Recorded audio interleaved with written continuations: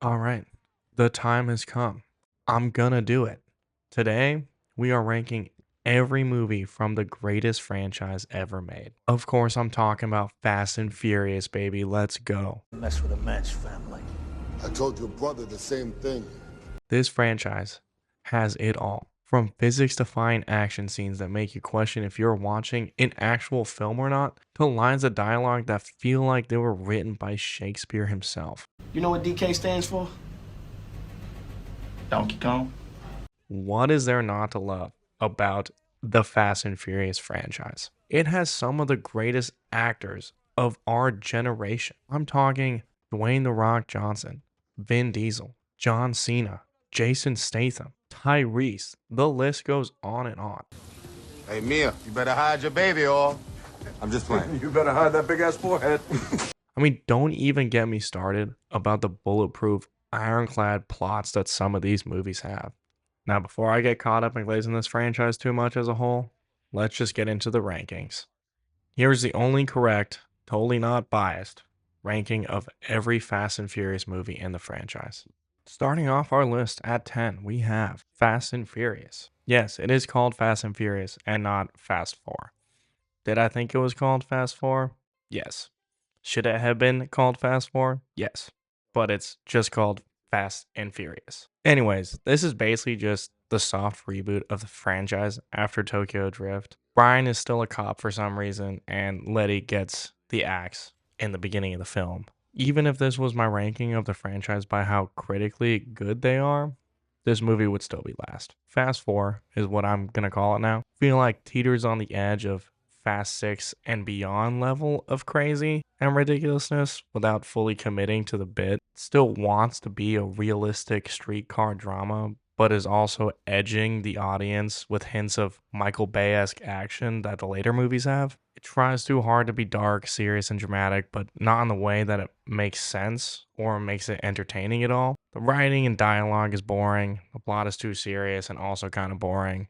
And the only good part of the movie is that Gal Gadot is introduced as a character. Overall, it's just bad, unfortunately, and without a doubt, the worst movie in the franchise. The Fate of the Furious is the 8th installment of the franchise and number 9 of our list. I just feel like as a movie, it doesn't really do it for me. I just don't really particularly find it entertaining at all. The entire plot of Dom being a bad guy is just not believable. The stunts at the end where the family stops a nuclear submarine in the Antarctic is more believable than Dom being a bad guy. Like we all know at the end, Dom is going to surprise the real bad guys and turn against them to save his real family. The nuclear hijack scene with Dom and his crazy plot armored car was entertaining for a little bit, I'll give it that. But then it went from like good bad to just bad and just stupid. Like it's okay when the bad guys are dumb. That is every single movie in this franchise. But since Dom is a bad guy for most of this film, the rest of the family are also forced to be really dumb, which is just frustrating to watch. Like it's not entertaining to watch the main characters be dumb and the bad guys also be dumb, all because Dom is a good guy pretending to be a bad guy.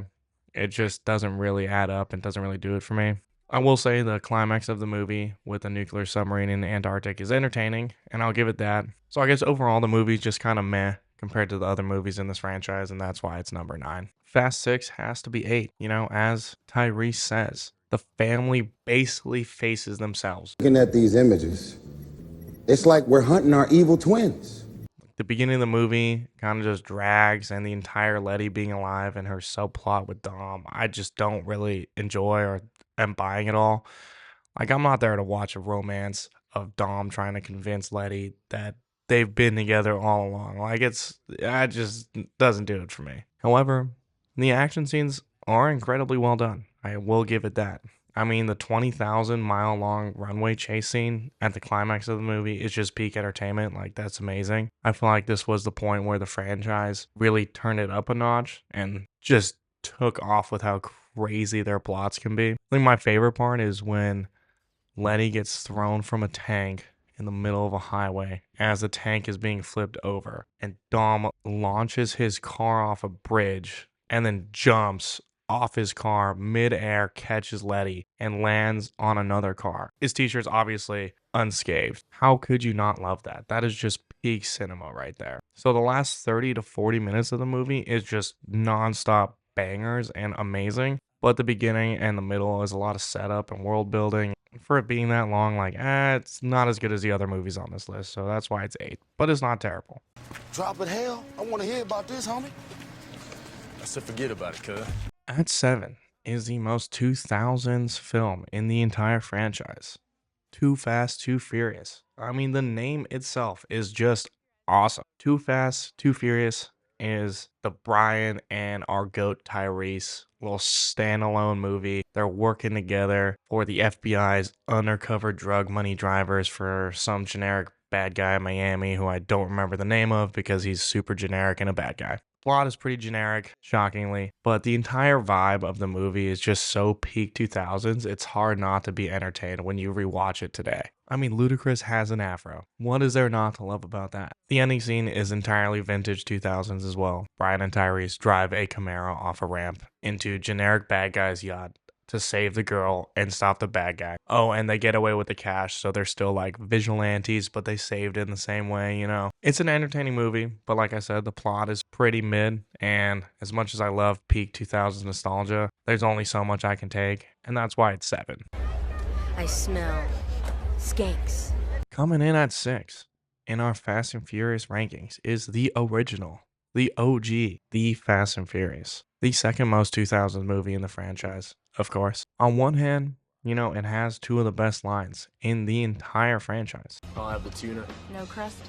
no crust. You can have any brew you want, as long as it's a Corona. On the other hand, though, it is based a little more in reality than the other movies, which, you know, I kind of like, but also I'm like, yeah, do I like? You know, it's kind of funny that we went from this to stopping entire nuclear submarines in the Antarctic and going to space. It is a little weird that the entire starting crew of this movie, except for Don's cousin Vince, who I don't know if he was a cousin or not. I feel like they're related, but also Vince was trying to mac on Mia, which was weird because they're related. Anyways, every other person in the crew is no longer with us. In addition, I can't lie, Vin Diesel in this movie, surprisingly kind of good at acting. You can have any brew you want, as long as it's a Corona. He comes off as pretty charismatic in this film, and there were a couple times where I had to do a double take and be like, is this the same Vin Diesel that we're accustomed to? And just weird. He actually has a personality. Overall, though, I enjoy this movie. And that's why it gets the respective number 6. Yes, Tokyo Drift is 5. Get off my back. We get introduced to the coolest character in the entire franchise, Han, and we get to see a ton of sick-ass drifting. Overall, this movie is just the coolest in the franchise and offers something completely different than the other movies. The main reason why I can't put this higher on the list, however, is because Sean as a main character, I just don't understand the appeal. It's just it's just bad. What DK stands for? Donkey Kong. His accent I find neither believable nor funny, like unbelievable. I just find it like annoying. Bonus points though, with the fact that the movie wants us to believe that he's still in high school. I think it's also weird that, you know, Han dies in this movie, but is back in Fast 5, and then dies again in Fast 7. So technically Tokyo Drift chronologically takes place after Fast 6. I think the acting besides the coolest character in the franchise, Han, is pretty funny. I think the drifting's super cool, obviously.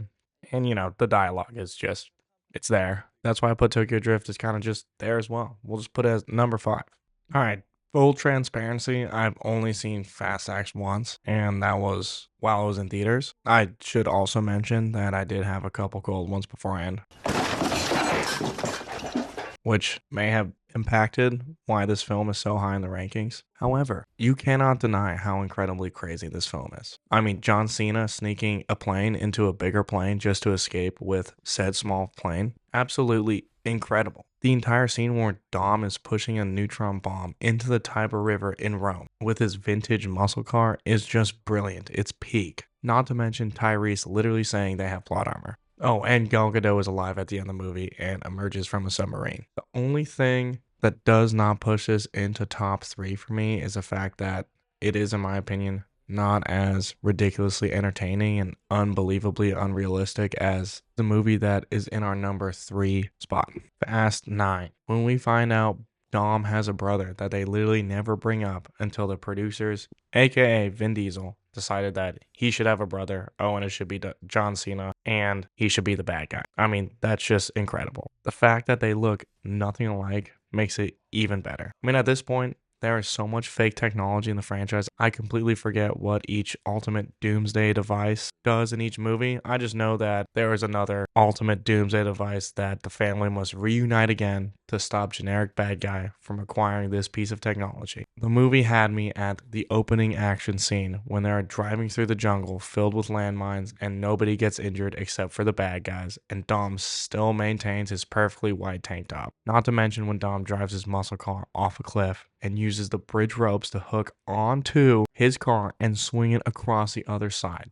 That is just incredible action. I mean, whoever thinks of these action scenes deserves all of the money in the world and then a raise. It blew my mind. Don't even get me started on Dom and his brothers. Just super generic and tragic backstory that no one could have seen happening. Also, not gonna lie, the fact that they brought the coolest character in the entire franchise back on bumps it a couple notches in my book. I mean, if he's in the movie, you're gonna get extra points. He's just so cool. I love that they go to space and that it is Ludacris and Tyrese who end up going with the help of the main character from Tokyo Drift, who is still just as bad at acting and still has an unbelievably not realistic Texan accent. Gotta give the Fast and Furious franchise credit for always creating new and extremely convenient ways to somehow bring characters back to life that had previously died. At the number 2 spot in the rankings is none other than Fast 7. This movie is just nonstop packed with action, and what I love about it is how progressively crazy each arc gets. Like the first action sequence when the family drops out of a cargo plane and parachutes their cars into a mountain. And I'm thinking, wow, this is so crazy. There's no way it can get more ridiculous than that. But then the family ends up going to Abu Dhabi, and Dom and Brian end up driving one of the most expensive cars in the world through 3 skyscrapers. And then I'm like,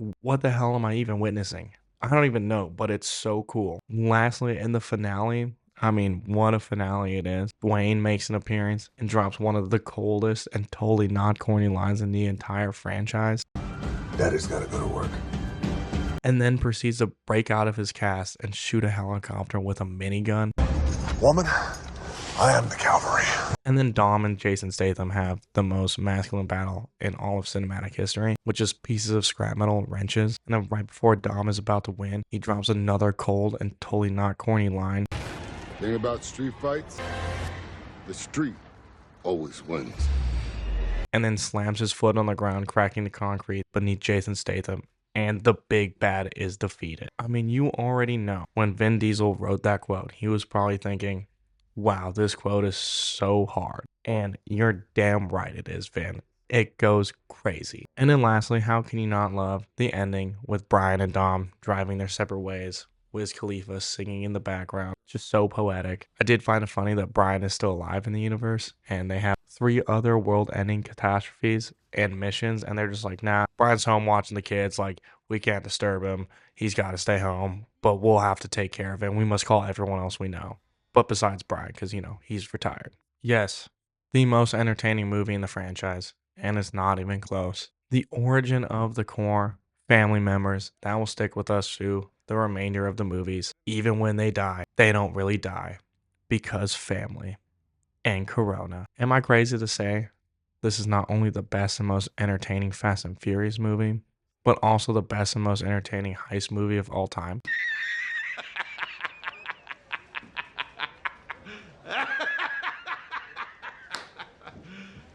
You serious? That might be a little bit of an exaggeration, but still. It's literally Ocean's 11 meets Dominic Toretto, family, Corona, and cool-ass cars. Not to mention the greatest actor of all time, Dwayne "The Rock" Johnson, who's sweaty as hell in every scene he's in and delivers every line like he just snorted half a bag of pre-workout. The getting the gang together, stereotypical cookie cutter heist movie scene. It's so corny, but it's just so cool. It is nonstop action and cool shit happening all the time, and the ending is a perfect way to end a movie. Every character's summary fits, and they get cool ass cars and driving away into the sunset. I mean, wow, what an awesome, entertaining movie.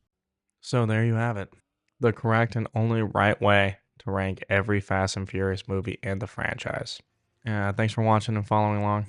If you made it to the end, let me know your favorite line in the entire franchise in the comments below. I love to hear them because there's some pretty damn good lines. And if you enjoyed the video, please like and subscribe. I'll see you guys in the next video. Daddy's got to go to work. Daddy's gotta go to work.